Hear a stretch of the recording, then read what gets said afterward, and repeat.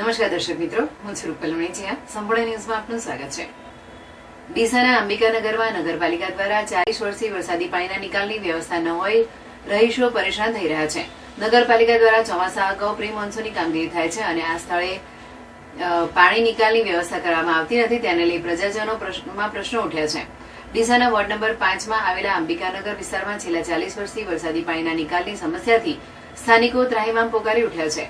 Ward number 5માં હાલના 4 સભ્યો પૈકી 3 ભાજપના છે, જેમાં એક મહિલા સભ્ય શિલ્પાબેન માળી અગાઉ નગરપાલિકાના પ્રમુખ રહી ચૂક્યા છે. તેમ છતાં વરસાદી પાણીના નિકાલ માટે કોઈ વ્યવસ્થા ઊભી કરી શક્યા નથી. વોર્ડ નંબર 5ના રહીશ અને ભારતીય જનતા પાર્ટીના પૂર્વ શહેર પ્રમુખ રમેશભાઈ દિલવાડિયા દ્વારા પણ પાલિકા કચેરી ખાતે વરસાદી પાણીના નિકાલ માટે અનેક રજૂઆતો કરવામાં આવી છે, પરંતુ આજ દિન સુધી કોઈ વ્યવસ્થા ઊભી કરવામાં આવી નથી. તેમણે જણાવ્યું હતું કે જો ભાજપના પૂર્વ પ્રમુખના વિસ્તારમાં જ સામાન્ય મુશ્કેલીનું નિરાકરણ ન થઈ શકતું હોય તો સામાન્ય નાગરિકોની સમસ્યાનું નિરાકરણ કેવી રીતે થશે એ એક મોટો પ્રશ્ન છે. અહીંયા ગણપતિ દાદાના મંદિરની બાજુમાં ગટરના ગંદા પાણી ભરાયેલા રહેતા હોય શ્રદ્ધાઓની ધાર્મિક લાગણી દુભાઈ રહી છે.